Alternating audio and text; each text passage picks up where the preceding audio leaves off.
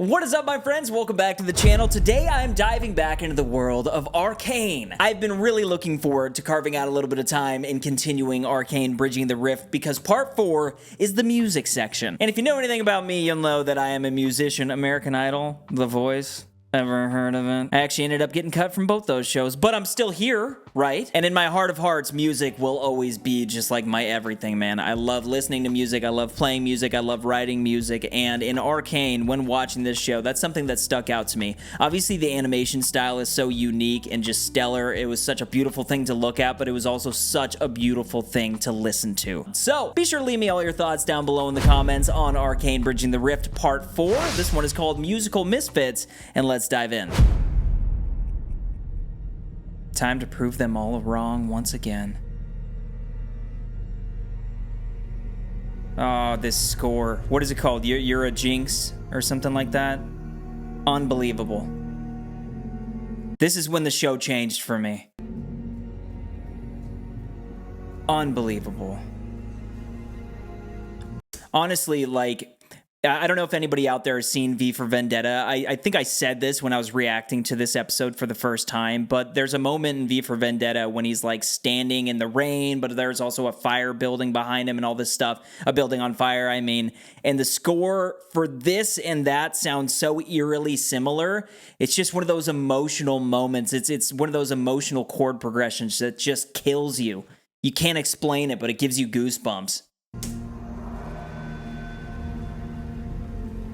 At Riot, we've always loved music. In fact, in certain countries, people don't call us a game company. They call us a music company, and they say we're making games to do marketing for our music. And so, obviously, when we dived into a TV show, we knew music was going to be a big part of it. Music is obviously personal to Christian. It's personal to a lot of folks on that team. God, I love that. I love that so much. Go write a script, and I think it's the same thing with music. You know, when you go write a song and you sit down to do it, and someone asks you, "Oh, are you gonna write a great song today?" It's kind of like going, you know, maybe, you know, it's kind of like going fishing. He said, "I know what tools to use. I have experience to know where the best spots are." Welcome to the playground. Oh, shoot. But whether or not I'm actually going to catch one, We've worked on all kinds of genres at this point, and when Arcane came about, we said, hey, we're going to craft a full album of all these different songs, of all these different genres. It really was the culmination of all the different skill sets that we've developed over the many years on the music team. That's amazing that it all came together like that. Time to say goodbye. Goodbye, goodbye. Goodbye, goodbye. Oh my goodness, this song just puts you in a mood, doesn't it?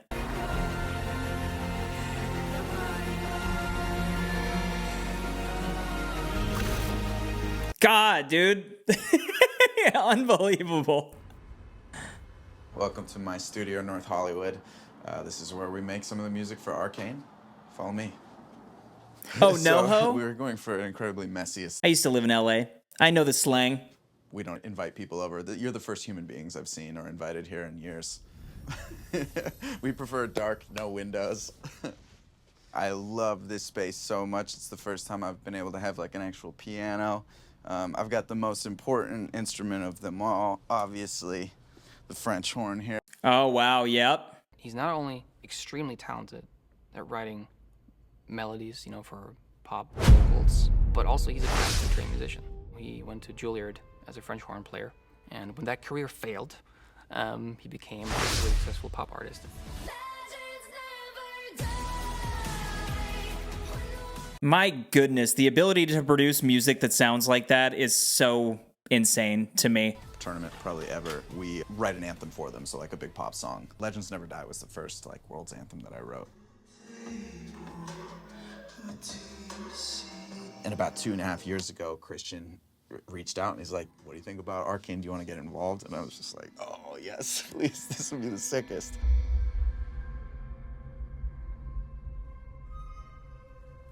We always wanted to make music part of the development from the very beginning instead of just this post-production phase, you know, that it often is in film and television. The first time I heard about Arcane was pretty much a series of index cards stuck to the acoustic treatment in Christian's composing room. Yeah, where do you even start with a score like this? Story that he wanted to tell, and he had Because ideas something for like this had never who he been wanted to help done, him tell you it. know? It's something, sorry to rant, but it's something that when you watch Avatar: The Last Airbender and you get to season 3 and you get to the finale, there's music that takes place in that finale that is different than anything that had really come before within the series. And you almost think like, man, where was this music the entire time, you know? It's like Arcane had that from the moment that it started. Like from the very beginning, it had music that just drew you in. Music that was phenomenal. That's not to say ATLA doesn't have great music the whole time, but Arcane is just on this level that is freaking amazing. I've been using it completely incorrectly, playing the back side of the instrument. Or even sort of playing it with this singing bowl mallet. For the first few months, at least, we actually stayed away from any like picture material from the show, and we just explored themes in isolation for every character. Oh, I love that, man. That is something that John Williams did in Star Wars, and it makes such a difference. So this is the beginning of episode 3. We have this vocal melody that comes in. So for example, we have this character Silco. He's kind of one of the villains of the show. He's a complex character. He has good reasons for some of his motives, but he's sort of a villain. The music that I ended up writing for him, Jeez. it's very sort of welcoming and kind of seductive in a way. So sometimes when The music alone makes you question whether he is a good guy or a bad guy. You should feel like you remember this character in this moment when you hear this melody.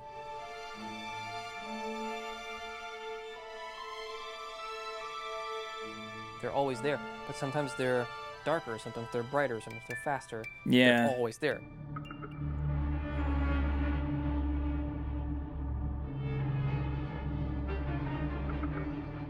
Alex Temple, the lead composer, he's just such Goodness gracious. a composer, like to a level I can't get to. first violins at bar 13 can play that out a little more. Okay. Thanks. One more for luck, and then we'll move on. It's crazy doing this virtually.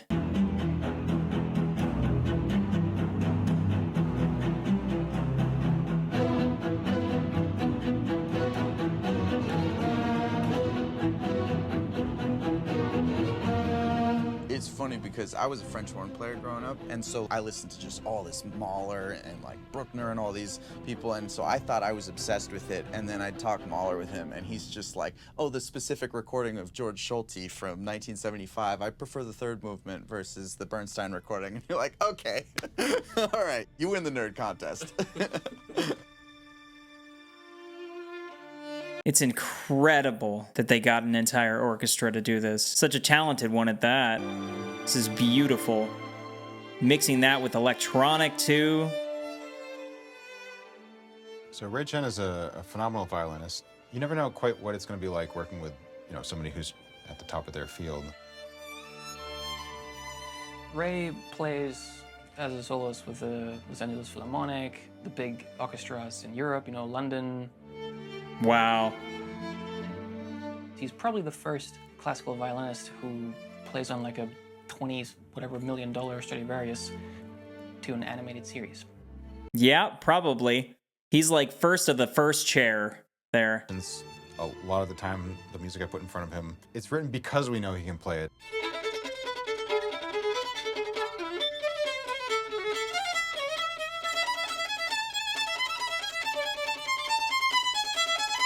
Oh my goodness!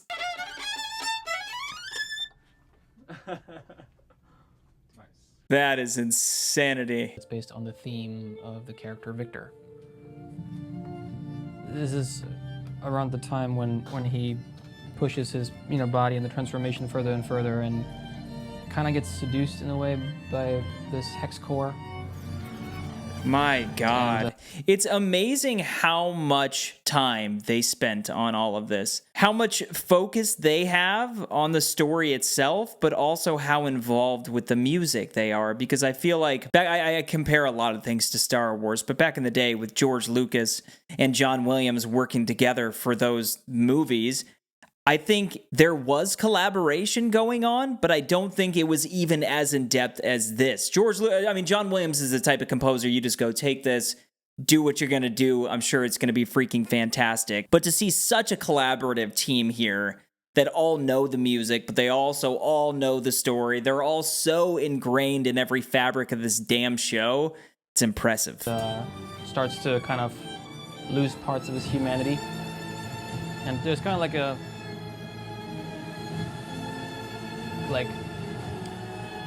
terrible beauty, if that makes sense.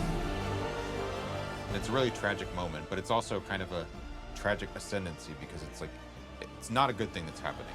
But at the same time, this is kind of like a leveling up of the character. This is an important stage of his development.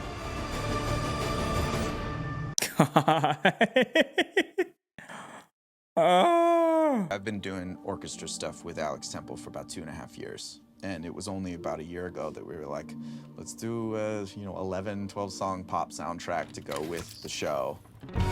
There's a girl in town and word. Yeah, this is what I was talking about. The more modern stuff.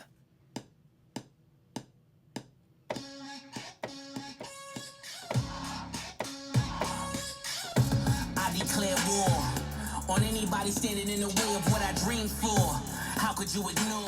Working on Arcane, the pressure is pretty high.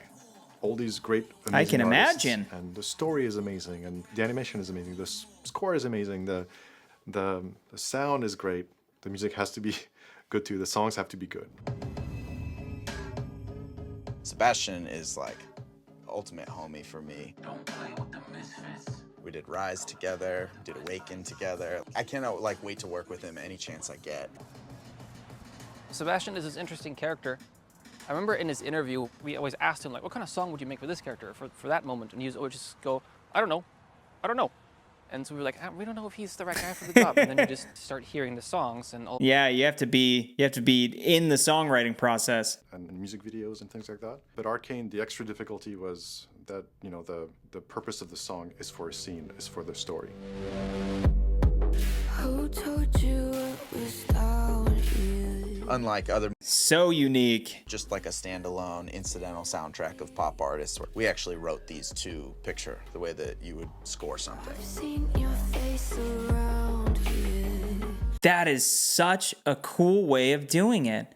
I guess I didn't think that. The way that you think about it is that the song, just like anything else, it's like you just take a song and you plug it in, but it does flow so well and you never really would notice that it's actually just scored to the show.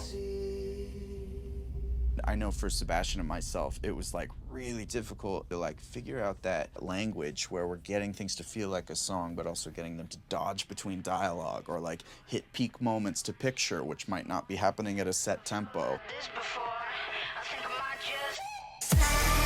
Yeah, cool. I think so much in what we do with the songs, you can kind of find parts of the world as well. Like Zon, this underground world where a lot of things kind of get repurposed, reused, mangled, distorted. That's what the drums kind of also tell me. Where I feel like, okay, if Jinx would design a kick drum, what would it sound like? Oh, true story. That's cool. When we worked with B. Miller, she had recorded some really amazing improvisations. Like this for example, is...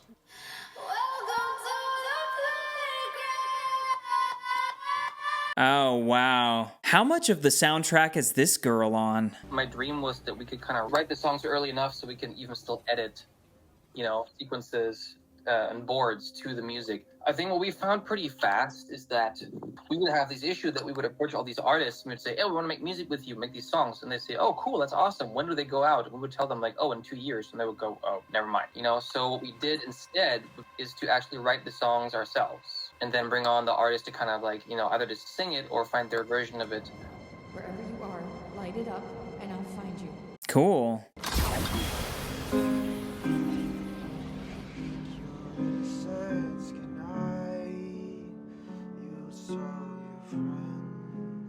funny enough, we didn't even initially think about Woodkid for this song. We had him for a different one, and he happened to hear this demo and went, oh, let me do that one instead.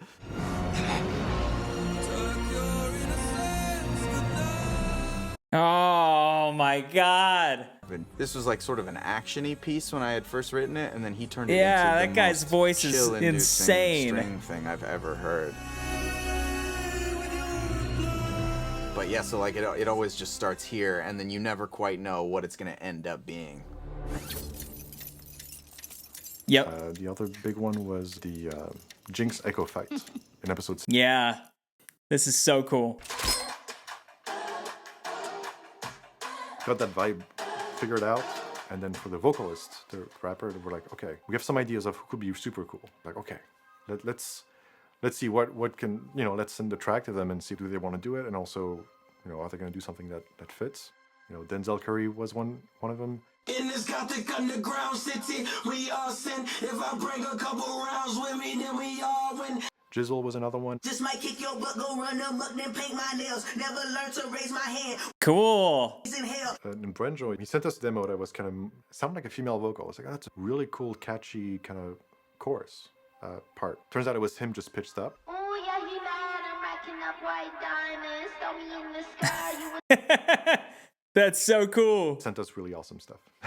So we got 3 demos. Like, oh my god, like what can we do? A little bit of a challenge just from having so much good material. How do we make it in? How do we make 3 songs into 1 song? Let's try to use all 3.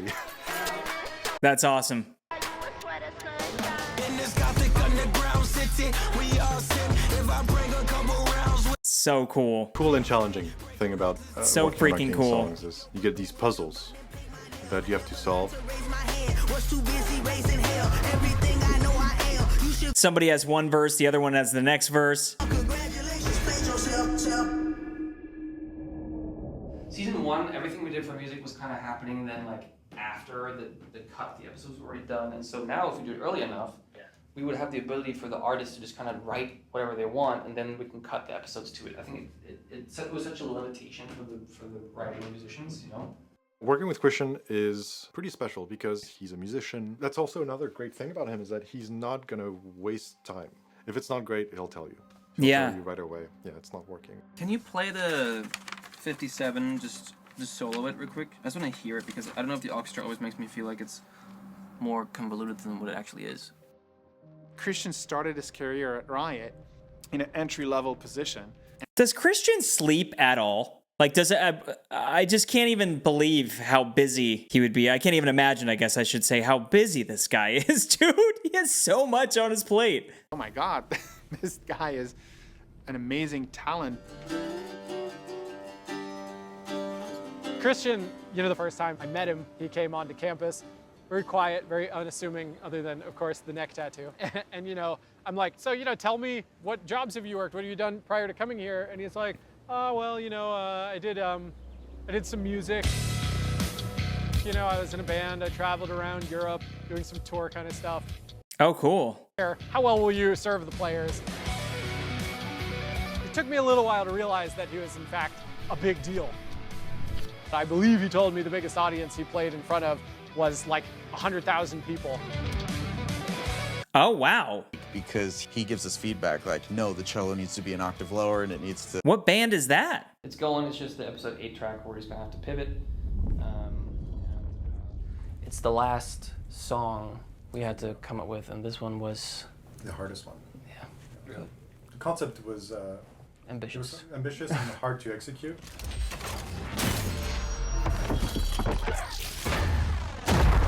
Wow.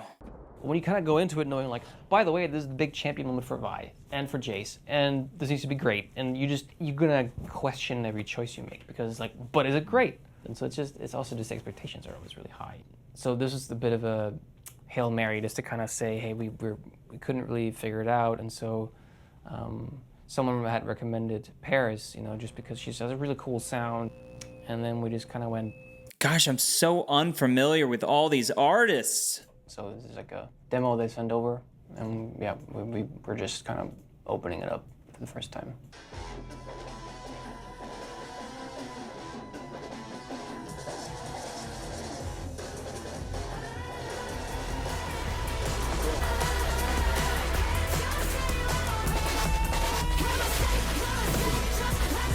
was so cool. It's like a mix between, I don't know, punk, a little bit of hard rock, a little bit of like dubstep in there. That's pretty cool. That's pretty cool. Feels like Vi. Feels right. You know, her voice just feels like kind of something that Vi would. The attitude's really, really fun. She even has like the shaved side and then like the nose ring. I was like, she kind of is Vi. Wow, so this is Paris.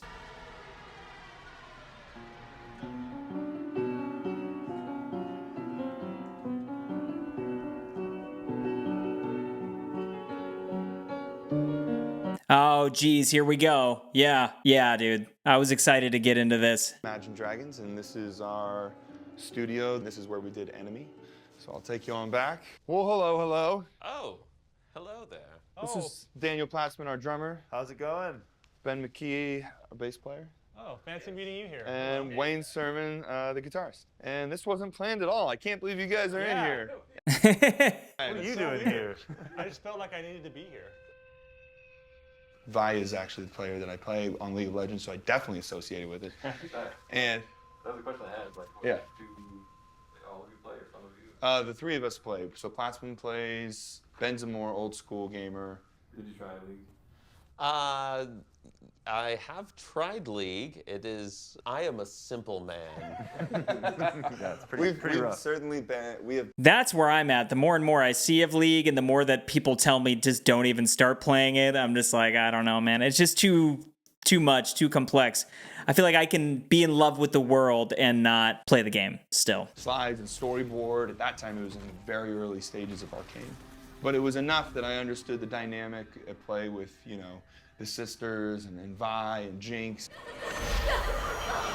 What makes you different makes you strong.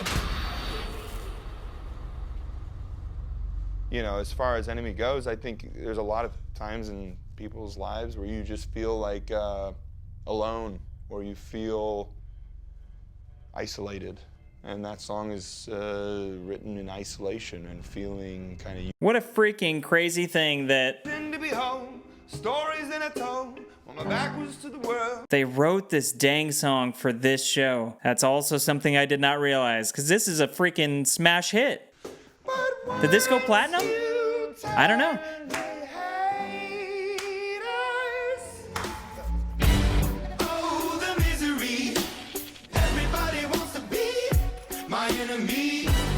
So good.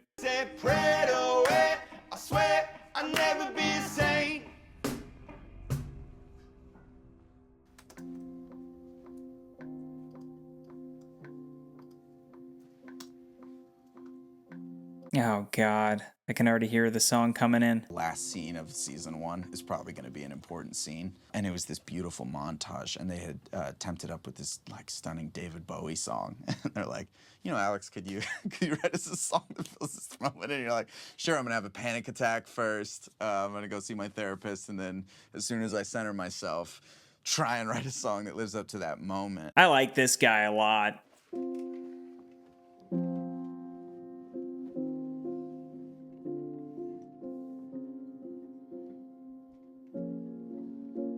So here's some of the initial stems that I had done. It was just like a piano and my own vocal. I am the monster you created. Gosh, beautiful, bro. Ripped out all my parts. Oh my goodness. The way it starts is just like a person just like lamenting. I mean, it was really Jinx's voice in this song. The lyrics for that one came quickly. The difficulty with that was writing a song that's structured properly, because Jinx fires this rocket at first, which is like a beautiful moment as it soars across the sky. And I wasn't at the point in the song that something that big was supposed to happen yet. So we had to like figure out how to write almost like a bridge section that is this I see. Last moment before we get back to the second verse and before we continue the song. Christian would give us feedback, and oh my God. It would be like, okay, which artists do we want to have sing this?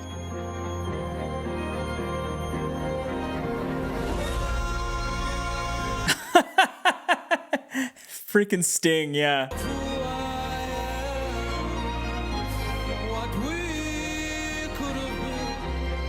Unbelievable they got freaking Sting. How did I not know that? How did I not know that? That this is Sting. What? Sting was at the top of our list. I mean, it's pretty convenient to be like, oh, we'd love to have Sting. Like, oh yeah, would you? But what the hell? We were able to talk to him about it and get him into it and show him the sequence, and he was just really generous, and it did exactly what we had hoped, which is just elevate it into this moment that is kind of above everything. Oh, so sweet. So cool. How much do you pay somebody like that, though? You know what I mean? For an animated series like this.